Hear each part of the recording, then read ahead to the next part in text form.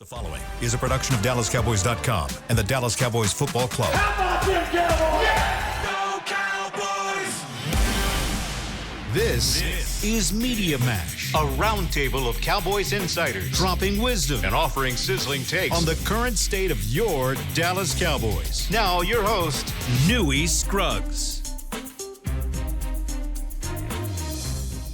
Media Mash, the mini camp edition, mandatory mini camp edition. That's why I'm here. Coming to you. That's why we got four guys. From the Star in Frisco, the SWC podcast studio. I'm Newy Scruggs. There's Jean-Jacques Taylor's at Werder. There's Nick Harris bringing you Cowboy takes here.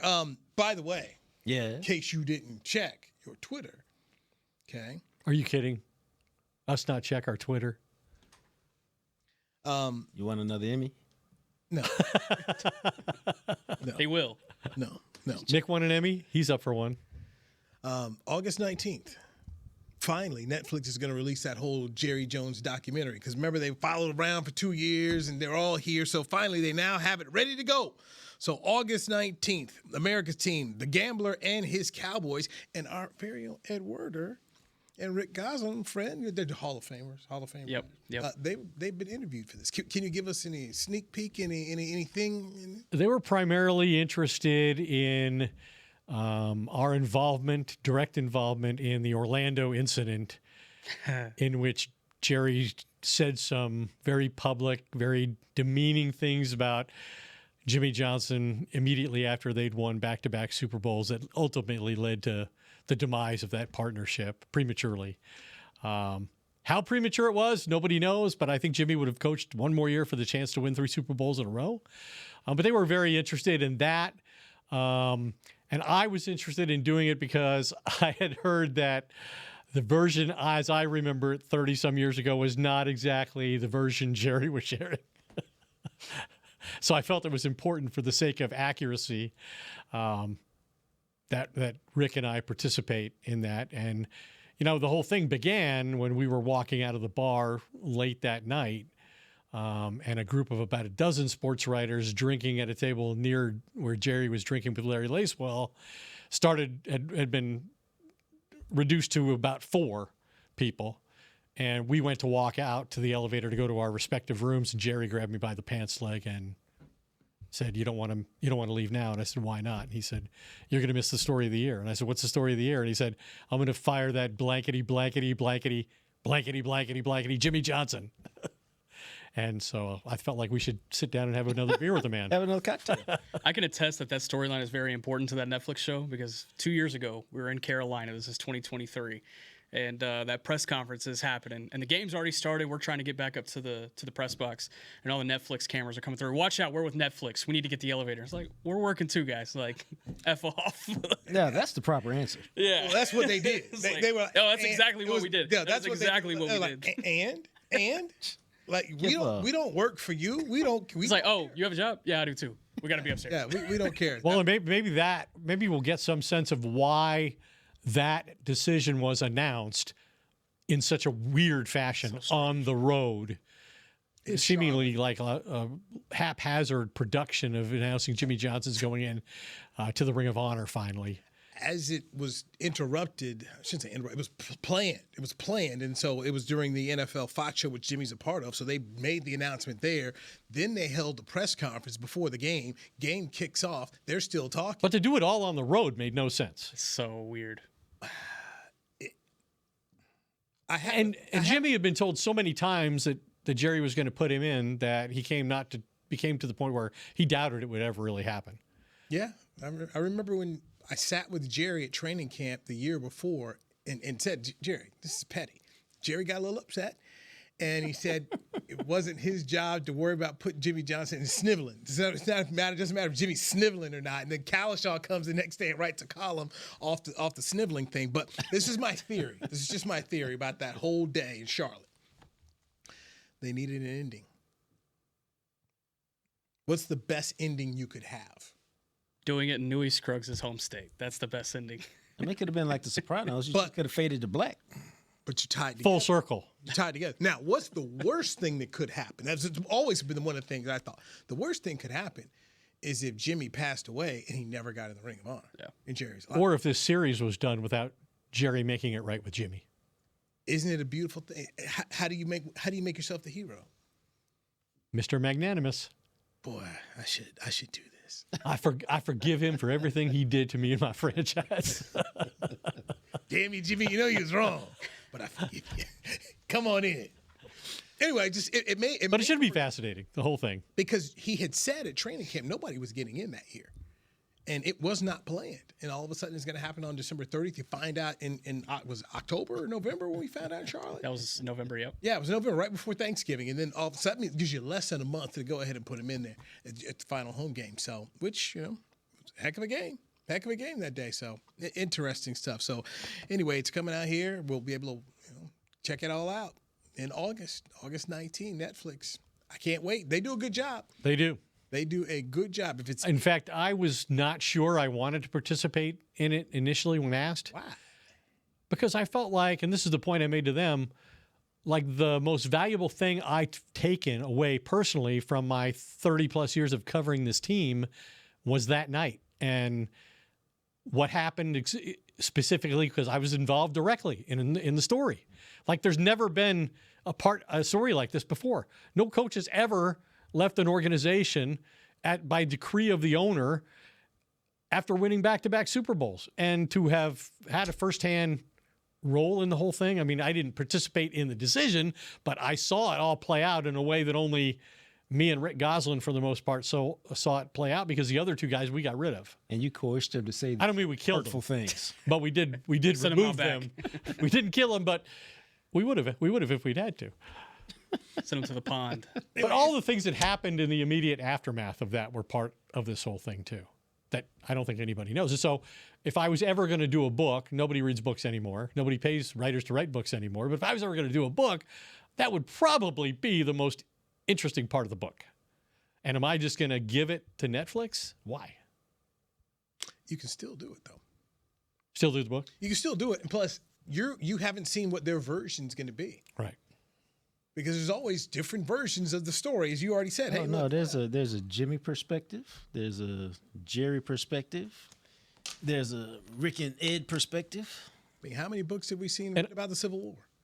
Written about Lincoln? Michael written Jordan. about MLK. Right. So there's always another perspective and another view. So, And it was interesting yesterday at minicamp, the first day of minicamp, I was standing there, and somebody in the organization came by and said, "I'm keeping an eye on interviews you and Rick Goslin do together." And I said, "What does that mean? Have you screened the Netflix? Have they do you have editorial influence in this project?" They claim they don't. They claim that Netflix is making all of the decisions. Whatever. Yeah, Nobody believes exactly. yeah, you're going to let Netflix come in here and just pour gasoline all on you? No, I doubt it. This very interesting, because were you even born, Nick? No. Okay, yeah. I'll make sure. Yeah, Nick wasn't I born. don't think my yet. mother had graduated high school, to be honest. Yeah. Wow. That's the fun part about these stories. Is Nick. You miss a lot. I really did. Yeah. But I love hearing it. I Yes, love hearing it. I yes. just soak it Story in. time. I soak it in. Story time with those who are here. So But there's way more to Jerry than that. yes, but Nick, before you were born, Emmett Smith, Did you know that these guys were actually good once? Like that they yeah. they were dominated postseasons. Yeah. They won rings, the whole deal. So I've heard. Yeah. Okay. Yeah, so once upon a time, Emmett led the league in rushing, and they Yeah. won a Super Bowl. Who's Emmett? And then his contract was up, and Jerry played hardball. And it made me think, as we were in the locker room earlier today, there's another player who's really good that Jerry's playing hardball with, named Micah Parsons. And He hasn't so far said 200 guys could rush the passer in this defense. He hasn't said that yet. or 500. Yeah. Or 500. So Nor has he decided to go the first two games without him. true. And I doubt Yet. he'll do that. Yet. As far as we know. That's it. No, so far. there's he no has way. no I don't know. way. George Seifert once said he was talking about Jimmy's brass ones. Yes, Jimmy's brass ones. Yes. On the You don't know gallery. nothing about that either. I don't. But the glory days was the early 90s, baby. Yes. They were good. They were good. But the ping pong believe table you. was getting some work in the locker room today. Yeah, did you have a ping pong table in the 90s? Get out of here, Newy. No, we had one in the. When did we have the ping pong table? Was that after Parcells? Everything like that. Either Yeah. before Parcells ain't having no so. ping pong tables. Who had the ping pong table? That Campo? seems like a Wade type thing. Dave Campo, Wade, Campo. Chan Gailey. I don't know. One of those guys had to pick Somebody on the had table. one. I'll tell you who it wasn't. It wasn't Parcells. Tom it wasn't Landry, Jimmy Johnson, and Bill Parcells, and Mike McCarthy. There you go. There you go. Mike is here. Doesn't have the contract. How much do we look at Jerry Jones and him as management, knowing he's going to get this deal done, but you're trying to put a new defense in? I'm still trying to just understand. Haven't we learned anything from Dak Prescott and CeeDee Lamb? I'm perplexed. I still don't know You don't why, have but I'm to be just perplexed because there's no penance for doing what you do. There's no penalty. You are the head chief and bottle washer, is whatever that phrase. So there's no penance for whatever you do. Whatever you do is all good. Look, here's what I remember about Jerry's stance on all this, and like he's very resolute about the fact that it doesn't matter when I pay these guys. Right? I don't know how he justifies that it saves him money because it never has. But like last year, when your quarterback signs on the day you're kicking off the season. Like if he'd waited any longer, he'd had to have McCarthy call a timeout and run down during the first quarter and sign him during the timeout. But even after the season, even after CD missed everything last year at this time and in training camp, at the end of the season, Jerry still denied that had anything to do, that his absence had anything to do with the problems that they had initially on offense. So you can't convince, both the players said it did, and yet Jerry insists that it didn't. And so there's no reasoning with him on this. Because he's comfortable with ambiguity. Everybody's not comfortable with ambiguity, no? The issue from our perspective with Micah specifically is that you're dealing with two very good salesmen. You're dealing with Jerry Jones and you're dealing with David Mulugeta. And it's two people that are really good. Oh, is that who the agent is? Apparently. That's I had to look that one up. These are two people who have history of being able to shape narratives and say as they please.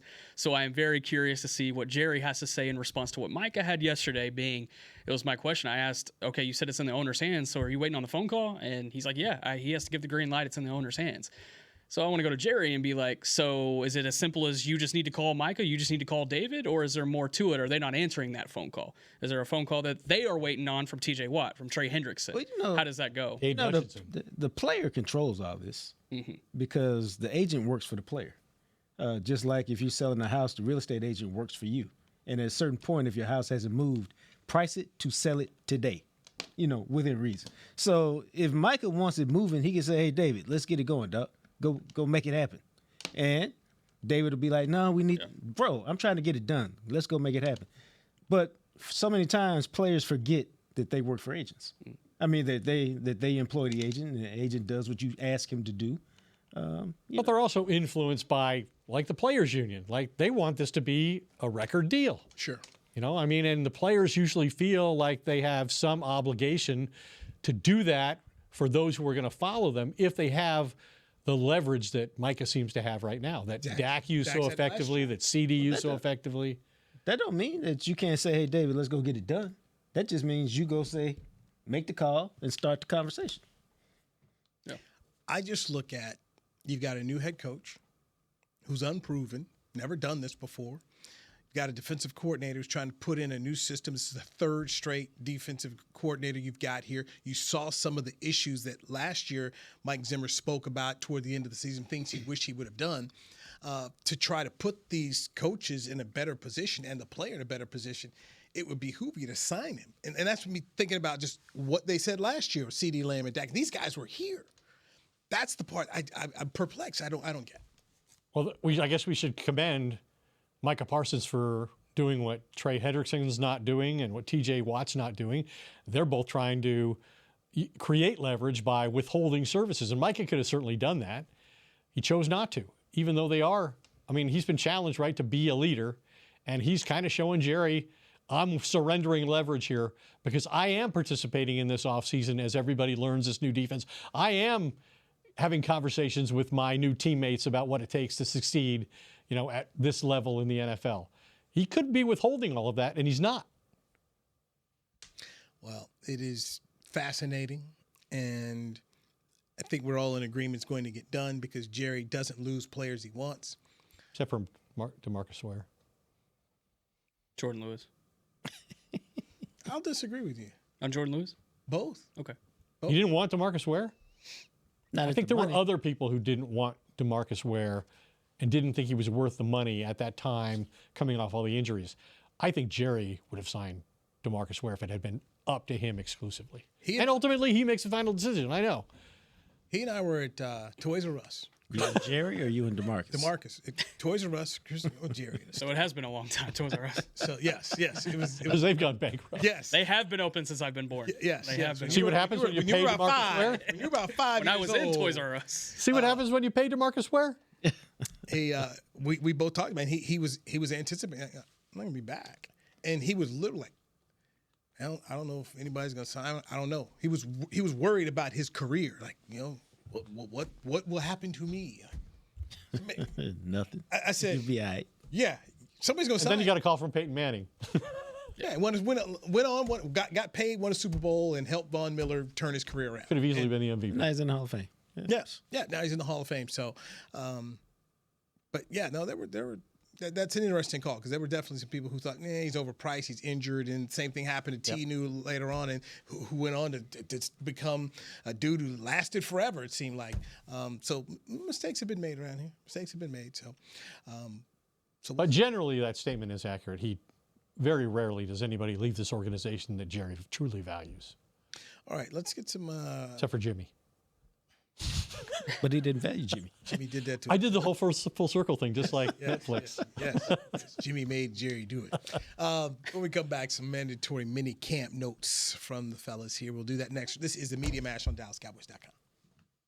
How do you tell the world about all the great gifts in the Yeti store? Let her rip, Troy. All right, folks, let's get started with the Yeti French Press. Enjoy coffee that stays hot for hours in a French press. 34 ounce for you, 6'4" for the cruise. The Yeti French Press. Up next, waterproof bags. Bags waterproof. Submersible waterproof doubles. Waterproof bags. World's mostly water, so get a waterproof Yeti bag. Do I smell something cooking? Oh, new cast iron skillets made to be passed down like Mama's recipes. Take your steak, cornbread, cobbers, pot pie, and potatoes next level with 3 sizes of Yeti cast iron skillets. Gear, gifts, and product experts. Visit the Yeti store on McKinney Street and at South Lake Town Square today. How's Wingstop sound?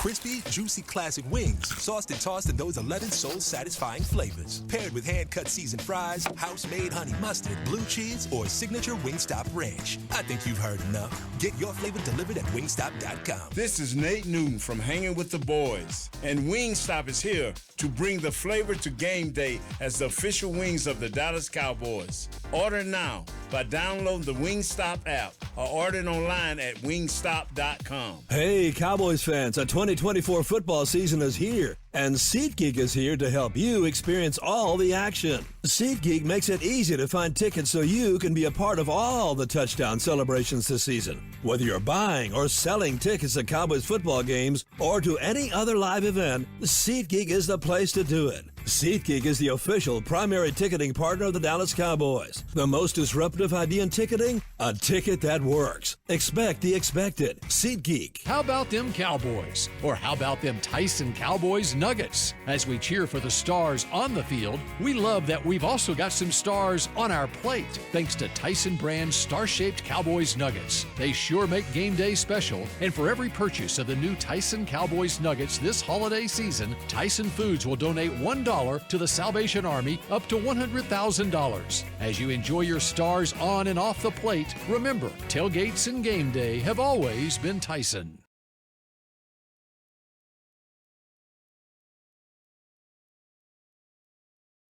Back to Media Mash. All right, here we are. This is the final Media Mash before training camp. So we've got to get it all in. Mandatory media camp here. We got Jacques Taylor, got Ed Werder, there's Nick Harris. I am Newy Scruggs. All right. Media camp notes that you've seen here so far. Start with you, Nick. Yeah, we can start with Micah's participation today specifically. Put the helmet on after talking to Jerry Jones yesterday. He put the helmet on today and participated in individual drills. And then once the team drills started, he backed off a little bit. But talking about some other guys, we've seen a lot of George Pickens in these last couple of days. During during OTAs, I think it was more of a situation of them working him in, seeing how he would respond if targets were going elsewhere. But we've really seen the target share for number 3 get picked up over the course of the last couple of days. That's been good to see. One thing that stood out to me today was a Dak Prescott to Jake Ferguson touchdown on a seam route.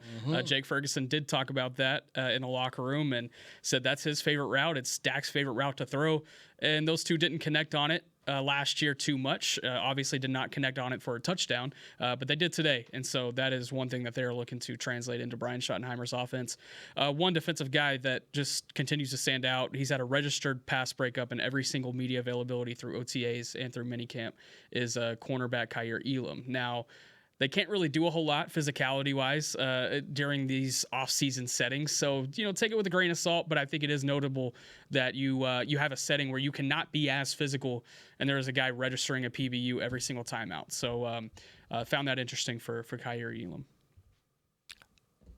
To just kind of add to some of the observations Nick just made, watching Micah Parsons do some of the pass rush circuit and watching the guys, Matt Eberflus has a ton of pass rush guys on this defense. As a rock who looks good. Yeah, just there's a bunch of the guys they acquired in either in trades or through unrestricted free agency who are veterans and former number 1 picks. Solomon Thomas, Turner. They've got a lot of guys there. I don't know, like you said, about the interior defensive line. That's the big question, and that's not going to get answered until late into training camp, preseason games, and the start of the regular season, whether they can defend the run inside. But I think they're going to have a lot of options in terms of edge rushers. And then, the thing that impresses me most about George Pickens is he seems to know where to line up all the time. I only saw once in 2 days where CD had him switch spots. And there were times where they're both on the same side of the formation and CD's in the slot. There's times where they're both on opposite sides and they're both in the slot. And Pickens said today that he's being expected to learn, all the receiver positions and move around just like CD Lamb does. So that could be a really dynamic combination. I think these guys are going to score a lot of touchdowns this year. So I ended up talking to Elam in the locker room as well, and asked again, hey, what's kind of the big difference from here in Buffalo? He's like, hey, I was there during training camp. I had led them 2 years in a row in pass breakups. Guy was out there getting it done, but the coaches kind of had some things that they wanted to do differently. But he said he felt like he had a real opportunity here. And Jacques, that made me kind of look towards this cornerback room's got a lot of questions in it right now. So there's an opportunity for him to show his wares in training camp in July. And if Brian Schottenheimer lives up to what he talks about wanting competition, see where this thing goes for him. That shit smells like BS, man. Number 1 pick, you ain't get no opportunity. Come on, man. Stop it. From a defensive-minded head coach, stop it. And Buffalo traded him, and what was their number 1 need in the draft? Cornerback. So it just didn't work out there. I buy that. For whatever reason, here you have an opportunity, so you could take full advantage of it, because they definitely need corners. I'm not surprised, but why they're not sniffing around Jair Alexander just to see is there a fit? Because it's not cheap. you ain't paid Micah Parsons. Not to mention all the games. We're trying to win games. We're trying to save money. It's a position, and we know Micah gonna get done. So okay, fine. And, maybe given his set of circumstances, because he ain't played but I think 34 games in the last 4 years. So you can get a Stephon Gilmore kind of. Why don't you come to the biggest team in town, biggest team in the league, put the spotlight on you. Is he better than Jalen Ramsey? I don't know. Depends on who you ask. And once again, the cost. Yeah. The cost is there, but the cost for Ramsey's exorbitant. And I mean, this is one where I go back to that Mickey used to always when I did radio show with Mickey, he always talked about say, look at who's letting him go and why. This is a playoff team, the Green Bay Packers. Has been there forever. Hey man, thanks. Man, we good. And they invested a first-round pick in the guy. Everybody let go this year. There's some reason why you're being let go. Right. But some teams can be pickier than others about who they want to add off the trash heap. And so I just said investigate. I didn't say sign. I was like, call the agent. Why don't you come down here, check it out? Have some 3 forks, See, D Mac with McGuire, see if we can get a little Tex-Mex. I mean, whatever. See if we can get something done. Circling back to the opportunity that Kaiir Elam has, let's say he does have an opportunity week 1, week 2. When Trayvon Diggs comes back, that opportunity's gone. It's going to be Trayvon Diggs, Deron Bland. How many games has he whoever missed? The slot. How many games has Bland missed? Yeah, for sure. But what does that opportunity look like when 7 is arriving? It's like, hey, thank you for your services, but you are reserved to a reserve now again. I mean, yes and no. You can make yourself. Well, Bland can play the slot. If he's really, that's fair. If he's exceptional when those two players are on the field and they're healthy and they're going to play outside, I mean, then Bland can move inside. Yeah, that's what I mean. You can make yourself a factor, but it's up to you, and you're not getting the benefit of the doubt. But if you play so well, y'all figure it out. I'm here. Yeah. I've been making it do what it do. I do disagree with one thing you said. Since I've been let go in my profession, I didn't think it was justified. There was any merit to it at all. So I disagree with you saying there's a reason they got let go by the other teams. You was probably a salary cap casualty like me. Yes, a writer once told me there's his story, their story is somewhere, something lied in the middle, right? Know what you taught me? Yeah. Okay. So, but it's also possible in Elam's case that they use him in a different way. Like they know what he couldn't do in Buffalo and how he got exploited in Buffalo, and so they can use him in a different way in their scheme. Whereas Buffalo maybe really, Sean McDermott's the head coach. He doesn't want to change his scheme to accommodate a player. That's all very true. To me, this is just one of those, and obviously they're taking some chances on some guys here and trying to look, hey, what can we find? I know when I go to camp, that'll be a player that I want to look at, see, okay, here it is, what could happen? Just knowing that there's an opportunity in that room because things aren't set. Yes. Diggs is coming back, but we don't know where he's going to be. We don't know where he's at, and will he be ready for Philadelphia? Will he be ready for the second game against the Giants? He didn't look like the same guy when he came off his previous knee injury, let alone now a second one. And that was what I was more complex one. Right. So we don't know. And in a 17-game season with this schedule, you see some receivers are on the schedule, baby. And if they're thinking they want to get out of this contract at the end of this year, they could easily give Elam an opportunity that Diggs would otherwise earn. Ed, you and I are thinking right there. That I'm concerned. It's also the last deal. It's Nick's also not last writing year. any of this down. It's also the last year on Elam's deal. So if they did get that opportunity, they'd still have to pay somebody at the end of the day. But how much you pay and how you pay is a whole lot. I mean, for sure. You've done this long enough to know if Elam has a good year and he feels good here, he going to the team that offered him the most money. Well, look at Osa Odigizua.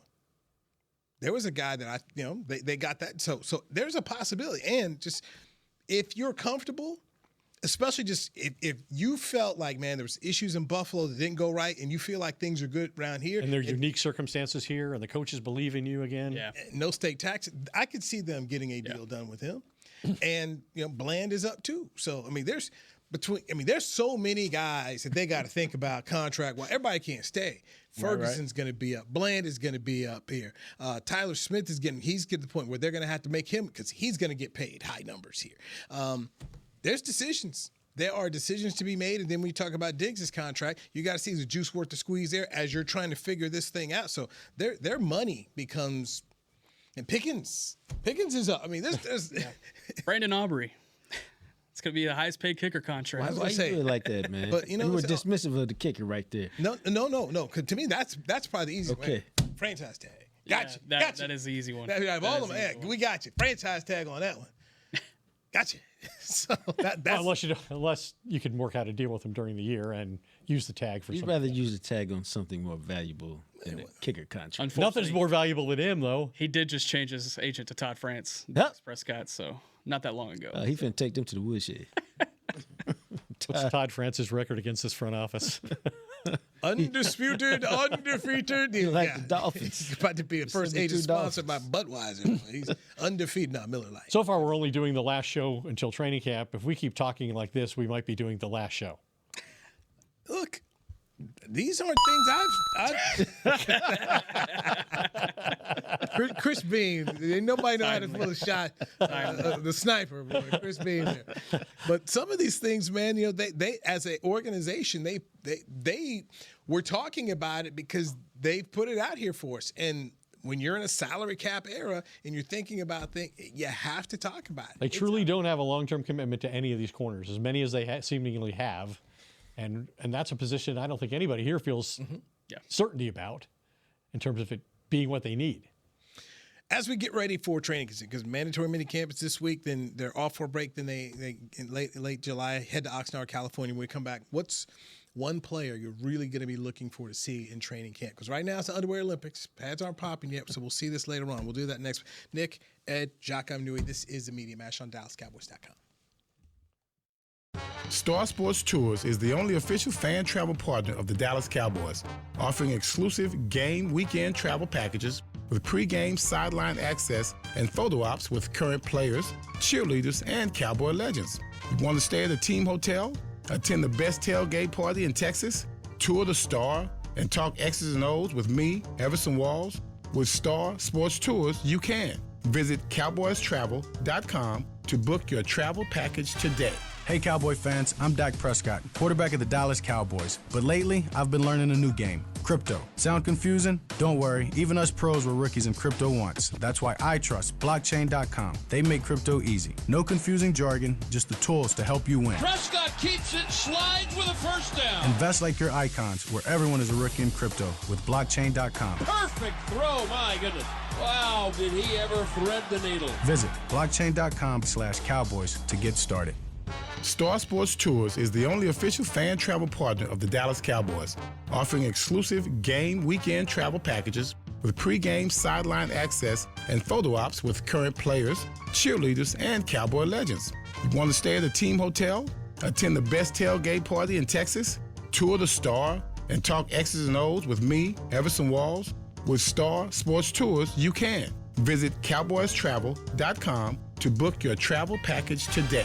Cowboys football and Miller Lite. What a pairing. Can cracks at kickoff. Tailgates going way past postgame. Sunday night overtimes followed by Monday morning swagger. Brisket in the smoker. Miller Lite in the cooler.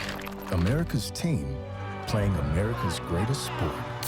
Miller Lite, the only beer of the Dallas Cowboys. Dallas Cowboys football tastes like Miller time. Celebrate responsibly. 2023 Miller Brewing Company, Fort Worth, Texas. Back to Media Mash.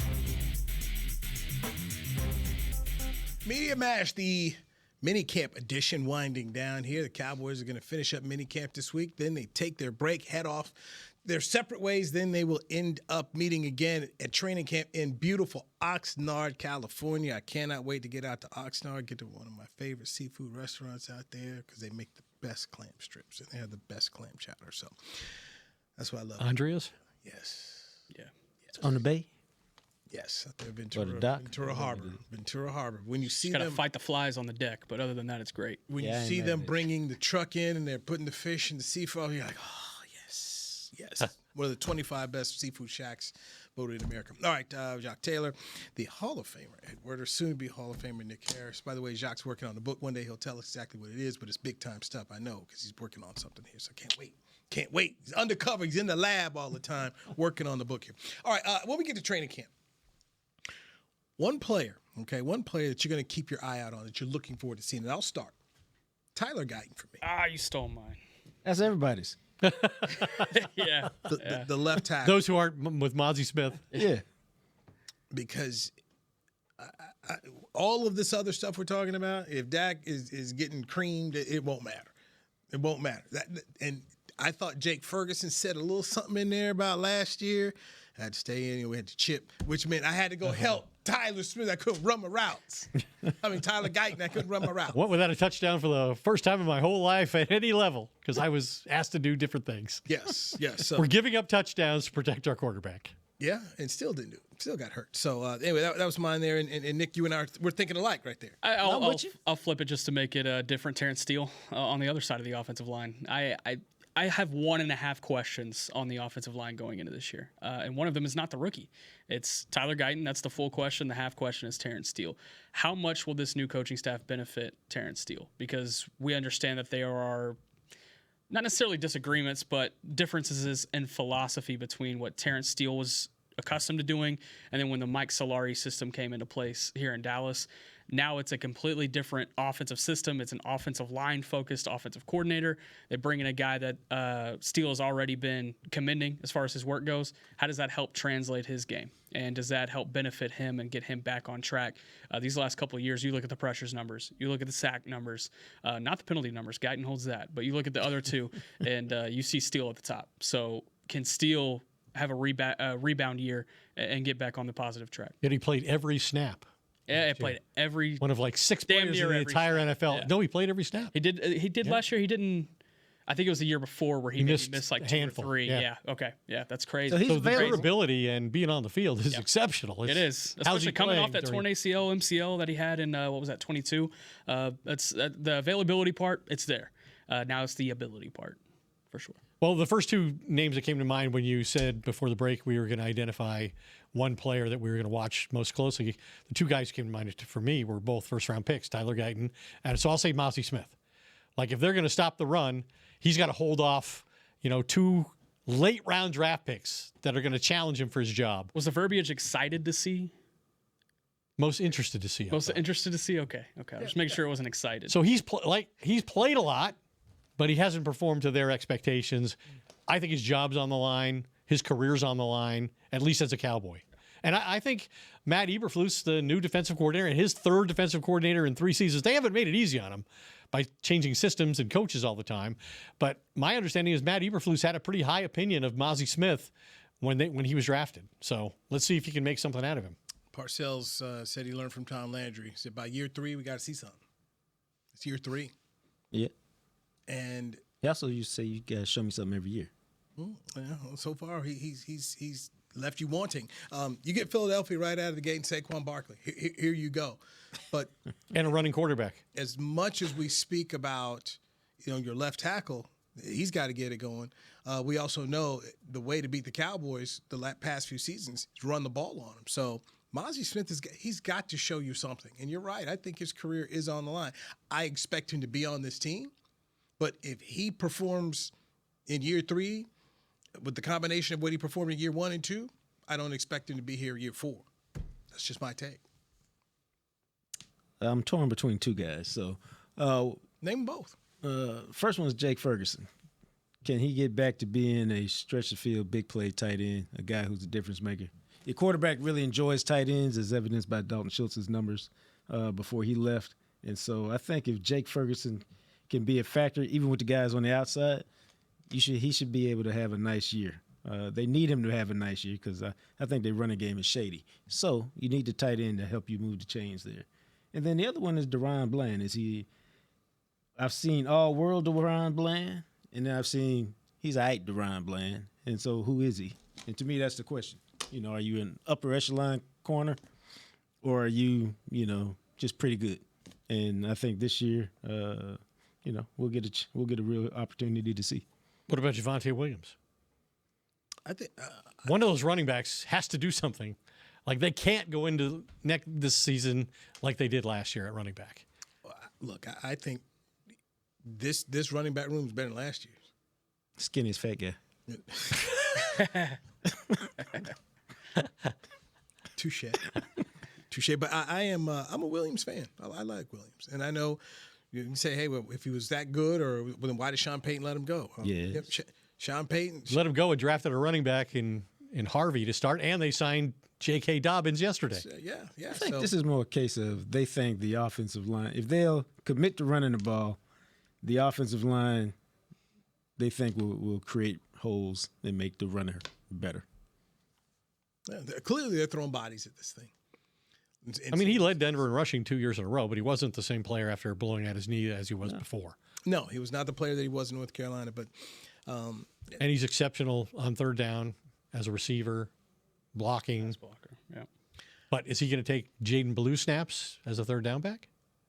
This is going to be that beauty of camp and seeing exactly what happens and how they go through things. But they also have to stay in games to play the way that Schottenheimer says they want to play. Because if you're behind, you can't do the run the ball thing. Play action doesn't mean as much. And so for them, it's can you stay in the games long enough to play this style that you want to play?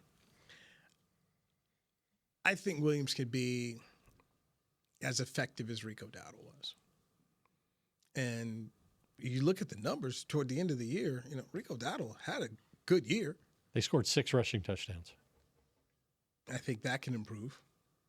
Very much so. And it better. Well, I thought Jerry did have a very good point where he talked about the offensive line is also an issue of what happened last year. And clearly they'll be better. They collected a lot of assets to resolve those problems. Their biggest issue, I think, with Rico is a good back. Rico is a good back. He wasn't a finisher. They didn't have a finisher. I don't feel like they have a finisher on this roster right now. What's a finisher? Getting to the goal line, getting those first downs, getting those hard-earned yards. They didn't have that guy. He wasn't a dynamic player. He didn't have any long runs. I mean, through week 9, Dak, your 31-year-old quarterback, had your longest run. He's a Jag, though. I know. Well, you need better than that. Are any of these guys better than just a guy? Was Nick Chubb going to be better? I don't know. He's coming off a series. Just because Clarence wants him to, no. See, Nick took it there. I wasn't taking it there. Clarence will be back here in a moment. He'll be in the next tour group that walks by. But no, I mean, they had so many holes. Really? Yeah, dirty work, nasty work.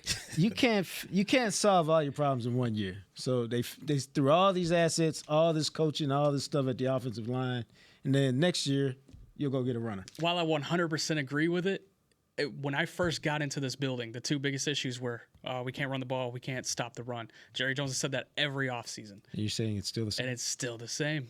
Those are still the two biggest questions we have going in training camp. Can they run the ball? Can they stop the run? And I feel better about the ability to run the ball and stop the run. I agree. Still a concern? Oh, definitely. Still a concern. That's why I did the preseason little thing here. I got 7 wins in a possible. Because I still feel they're probably 2 years away from being able to get all this stuff they need to get fixed. And then you got a quarterback issue at 2 years from now. Between who? Well, I mean, then all the talk will be about. They got Joe Mixon. I forgot about him. Joe Milton. I'm sorry. What did I say? Mixon? Yeah. I wish they had Joe Milton. Who'll be like 29 and have never started a game yet. He started a game. I'm sorry. Beat your Buffalo Bills, man. Beat the Bills. Then it'll be Arch Manning time. Yeah.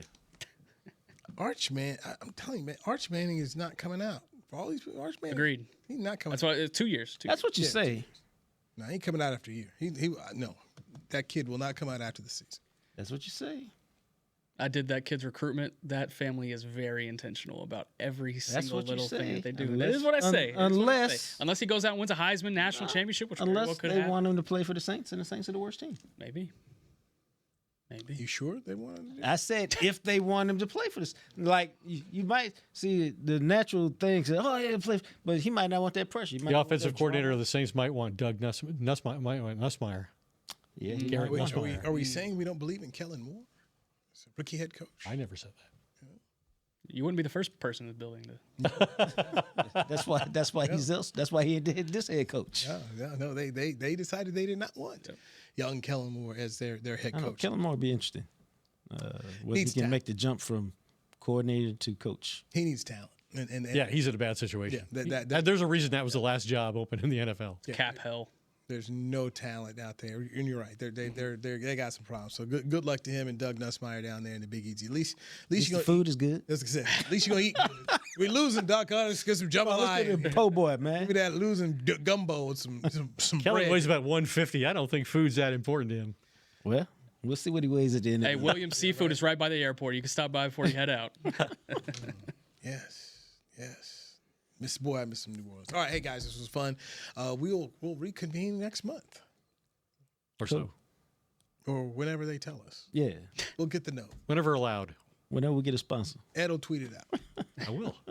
Nick, Ed, JJT, I'm Newy. Good stuff. Chris, Josh, and everybody here at DallasCowboys.com. Talk to you next month right here on the Media Mash on DallasCowboys.com.